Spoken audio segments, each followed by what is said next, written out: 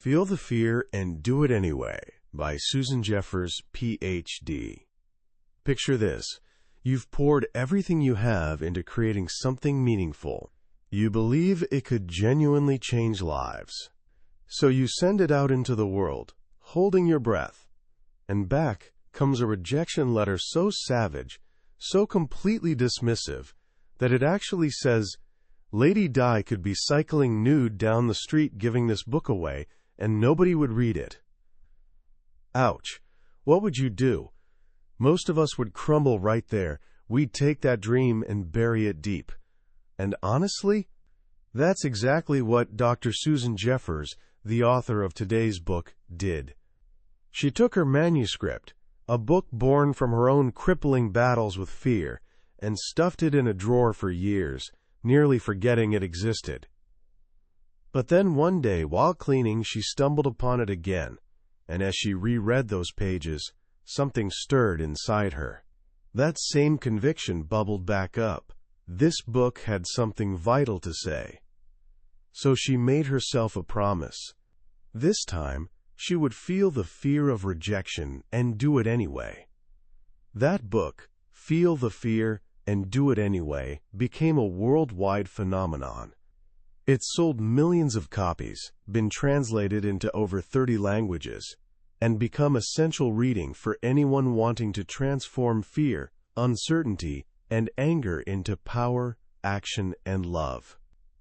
What Susan Jeffers discovered, first through her own struggles, then through teaching thousands of others, is that everything we believe about fear is basically backwards. We think fear is the enemy, the massive wall blocking our path that must be demolished before we can move forward. But what if we've got it completely wrong? What if fear isn't the wall at all, but actually the doorway? Today, we're going to walk through that doorway together. By the end, you'll understand the single universal fear hiding beneath every other fear you've ever had.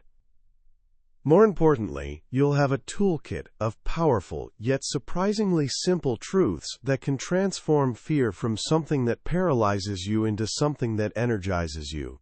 This isn't about becoming fearless. It's about realizing you already have everything you need to become courageous. Every single one of us carries around a list of fears. For some, it's public speaking, making decisions, or being alone. For others, it's changing jobs, ending relationships, aging, or failing. The list stretches on and on. And for most of us, it feels incredibly lonely. We look around and see others moving forward, seemingly carefree, and we wonder, what's wrong with me?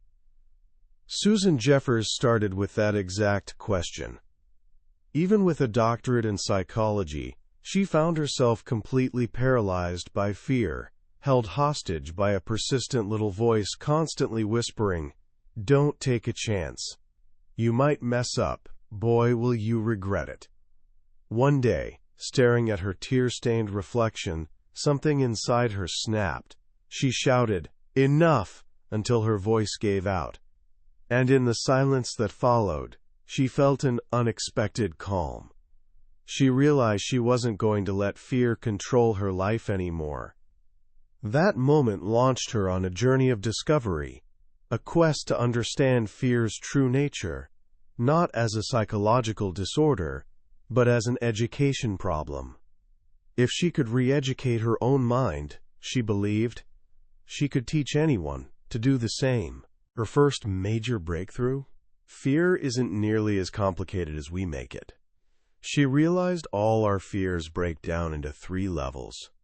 Level 1 is surface fear. These are the things we tell ourselves we're afraid of. They fall into 2 camps. Fears of things that happen to us, aging, illness, being alone, and fears requiring action, changing careers, making friends, public speaking. This is the level we all recognize. Underneath that sits level 2. These fears aren't about external stuff, they're about our ego.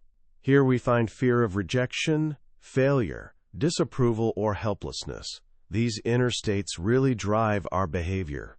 If you deeply fear rejection, it doesn't just mess with your dating life. It infiltrates your career, friendships, everything. It makes you shut down and build walls. But even that isn't the real root. What's the one single fear sitting at the very bottom, the foundation of everything else? Level 3 fear is simply this: I can't handle it. Think about it. Every single fear, when you trace it down, ends with that simple, terrifying thought. Fear of making mistakes? Really, I can't handle making a mistake. Fear of being alone? Really, I can't handle being alone. Fear of rejection? I can't handle being rejected. This might be the most important thing you ever learn, because it changes everything. If the biggest fear is simply not trusting yourself, then you don't need to control the outside world. You don't need to control your boss, your friends, the economy, or how that job interview goes. All you need to do to shrink your fear is build more trust in your ability to handle whatever life throws at you. So the real question isn't, how do I eliminate fear? The real question is, how do I build the belief that, whatever happens, I'll handle it? To answer that, Jeffers uncovered 5 fundamental truths about fear that completely reframe how we relate to it. Once you grasp these, you stop playing the game of waiting for fear to disappear. Truth number 1. The fear will never go away as long as you keep growing. Tough to swallow, but also liberating. So many of us play the when/then game. When I'm not so scared, then I'll apply for that job. Or, when I feel more confident, then I'll start my business. We're waiting for fear to vanish. Jeffers realized this is a trap. Fear isn't a sign something's wrong. It's a sign you're pushing boundaries, stepping into unfamiliar territory. As long as you're stretching your capabilities and taking new risks, you'll feel fear. So stop trying to eliminate it. It's part of the package of an expanding life. Truth number 2. The only way to get rid of the fear of doing something is to go out and do it. This might sound contradictory to the first truth, but it isn't. While general fear stays with you when you grow, the specific fear of a particular situation dissolves once you face it. The doing comes before the fear disappears. Jeffers shares her story of teaching her first class as a doctoral student. For 3 days beforehand, her stomach was in knots. She over-prepared 8 hours of material for a 1-hour class. When the day arrived, her heart pounded, her knees shook. But she got through it. Next week was easier. By the 6th week, she actually looked forward to it. One day, walking to that same classroom, she realized the fear had vanished, replaced by anticipation. She had to feel the fear and do it anyway, and the fear of teaching disappeared. Truth number 3. The only way to feel better about yourself is to go out and do it. Just like we wait for fear to disappear, we also wait to build self-esteem before taking action. We think, when I feel better about myself, then I'll handle that challenge. But Jeffers discovered it works the other way. Self-confidence isn't something you think your way into. It's built on bricks of accomplishment. Pushing through fear and making things happen builds self-worth. Action comes before good feelings. Every time you master something you feared, you don't just lose the fear, you gain deep, authentic confidence in yourself. Truth number 4. Not only will you experience fear in unfamiliar territory, but so will everyone else. This was huge for Jeffers, as it is for all of us. You're not alone. Those people you admire who seem fearless, they feel it too. She tells the story of Ed Koch, the famously bold New York City mayor, who had to learn a tap dance routine for publicity. His teacher reported the mayor was scared to death. A man who faced down angry crowds was terrified of a simple dance step. Why? Because it was new, unfamiliar. Successful people aren't fearless. They just have a different relationship with fear. They've learned that fear isn't a red light saying stop. It's a green light to move ahead. And finally, the fifth and perhaps most profound truth. Truth number 5. Pushing through fear is less frightening than living with the underlying fear from feeling helpless. This is a powerful paradox. We avoid risks thinking we're choosing safety. We build a little cocoon where we feel secure. But Jeffers argues this security is an illusion. Living in that cocoon, we experience constant, low-grade dread, fear that something outside our control will shatter our world. Fear of losing a job, death of a spouse, unexpected illness. The more helpless we feel, the more we obsess over these what-ifs. She tells the story of Janice, a housewife who'd spent her life being cared for by her successful husband. She lived in constant dread. What if something happens to him? Then the thing she feared most happened. Her husband had a stroke, leaving him partially disabled. Suddenly, she went from being totally cared for to being the caretaker of everything. Terrifying. But as she learned to run his business and handle their lives, profound peace settled over her. The new, immediate fears of daily challenges were nothing compared to the old, underlying terror of helplessness she'd lived with for years. For the first time, she knew the answer to what if. The answer was, I'll handle it. These 5 truths lead to a monumental conclusion. Fear isn't the problem. The real issue is how we hold the fear. Jeffers introduces a brilliant model called the pain-to-power continuum. Imagine a line. Far left is pain, far right is power. When we hold fear from a position of pain, we experience helplessness, depression, paralysis. Fear becomes a cage.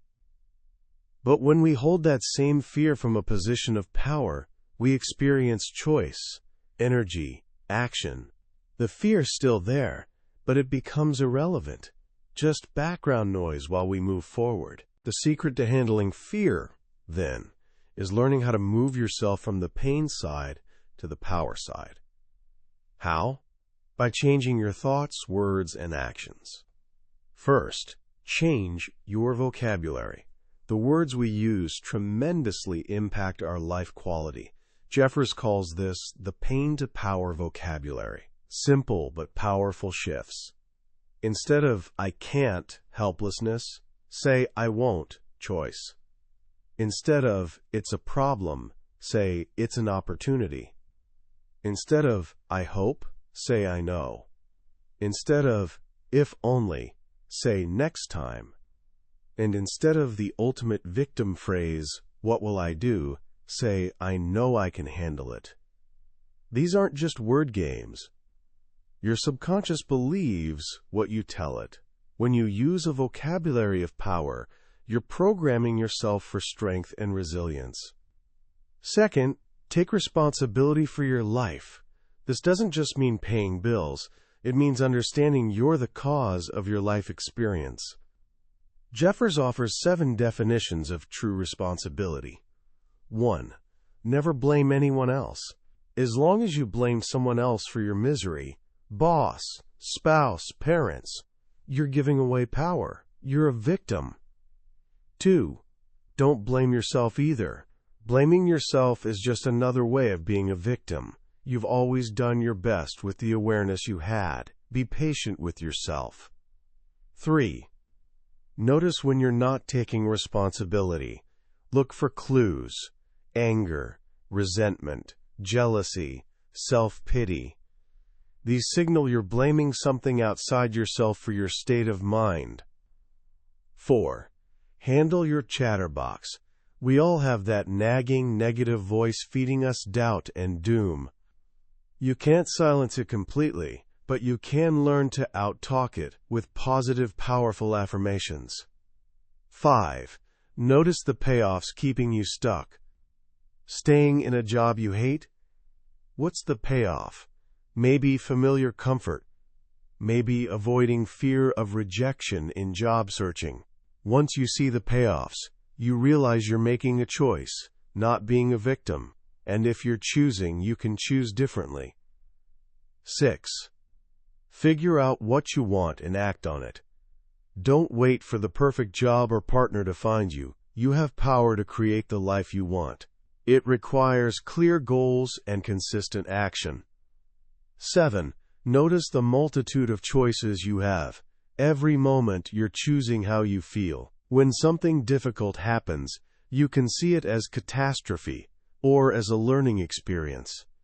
The choice is always yours.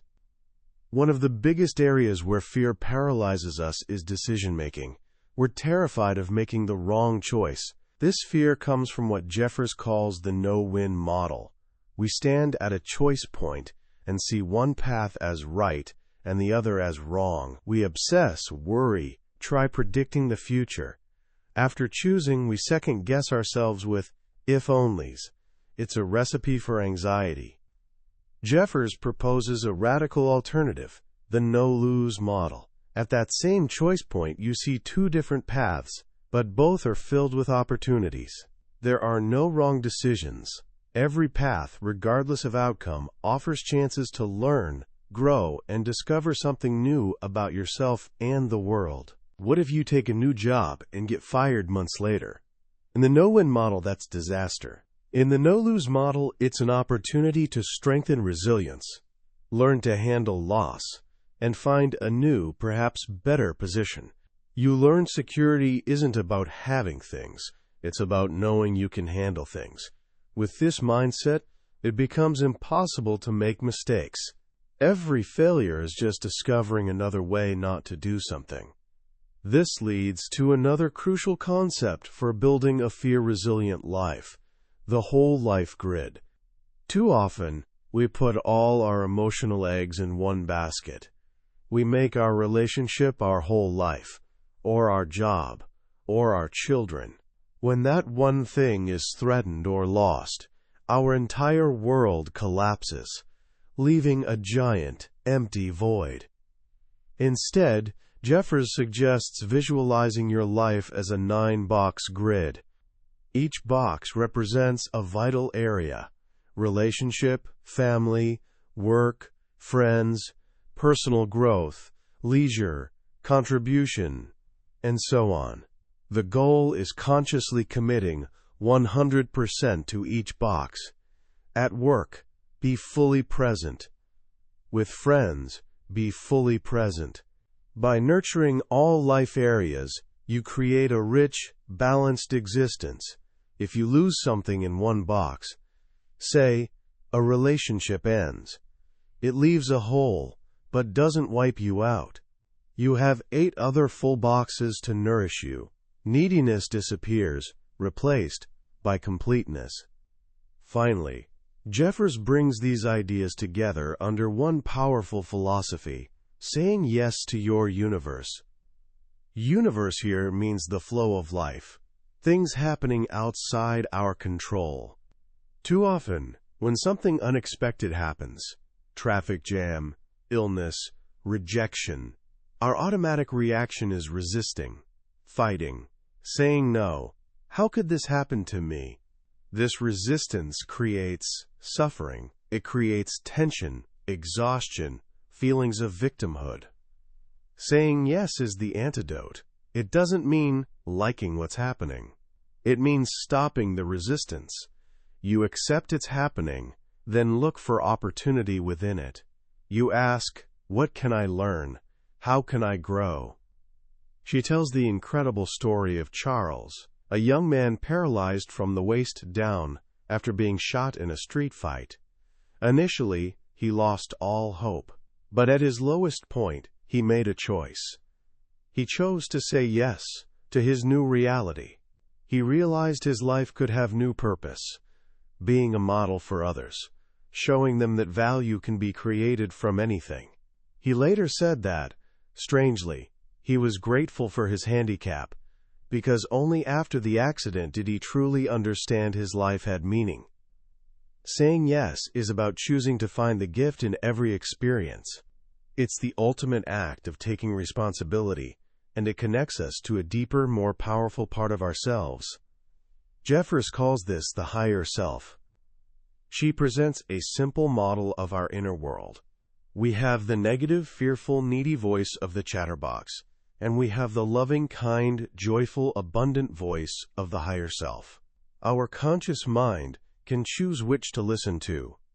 Listening to the chatterbox makes us feel weak, helpless, afraid. But using the tools, affirmations, positive thinking, the no-lose model, we train our conscious mind to tune into the higher self. When we do that, we tap into incredible inner power. We feel connected, centered, safe. We realize we're part of something bigger than our petty fears. This is the ultimate journey the book invites us on. It's not a quick fix. It's lifelong practice of patience and trust. It's becoming what she calls real, like the Velveteen Rabbit in the classic children's story. A journey that can sometimes hurt. A process taking a long time. But in the end, it's the only journey that matters, from pain to power, from fear to love.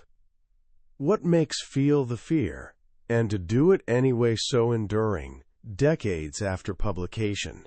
I believe it addresses the most fundamental human struggle with profound simplicity and empowerment. Fear isn't a monster to slay, it's a companion to understand. The most powerful lesson for me is the radical shift from trying to eliminate fear to building confidence to handle it. The mantra, "Whatever happens, I'll handle it," is perhaps one of the most powerful affirmations you can adopt. It's the bedrock of true self-confidence. It doesn't promise things will always go your way. It promises something far more valuable. You'll be okay even when they don't. This single idea moves you from being a passenger hoping for a smooth ride to being the pilot, capable of navigating any storm. Jeffers' work beautifully reminds us personal growth isn't about reaching a destination where problems cease. It's about the climb itself. As she puts it, life is like climbing a mountain.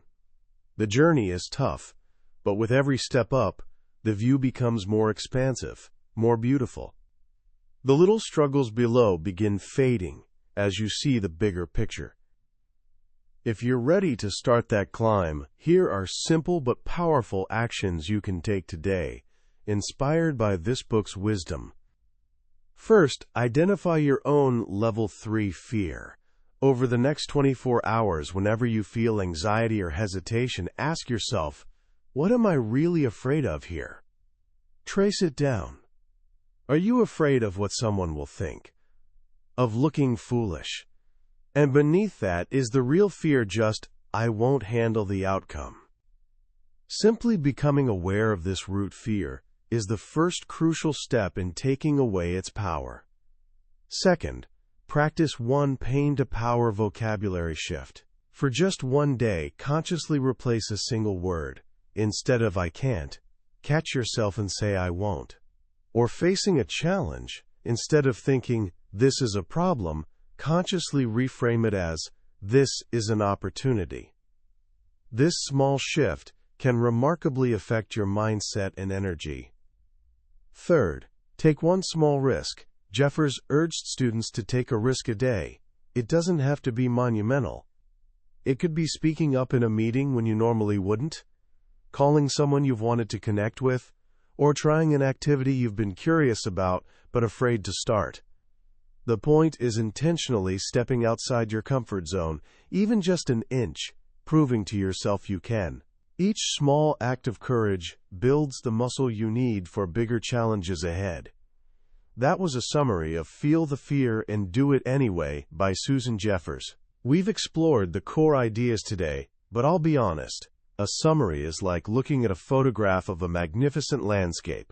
It can show you the beauty, but can't make you feel the sun on your skin or wind in your hair.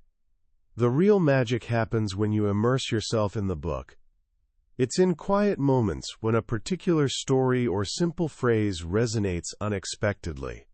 This summary helps you decide if this book is worth your time. If anything we've discussed sparked something in you, I encourage you to grab a copy. Reading it isn't just about learning. It's an experience that can genuinely change how you see yourself and the world. You can find a link to the book in the description below. Also, if you found this summary valuable, please like this video and subscribe to the channel. That way, you won't miss our next journey into another life-changing book from the billionaire's bookshelf. Let's keep learning and growing together.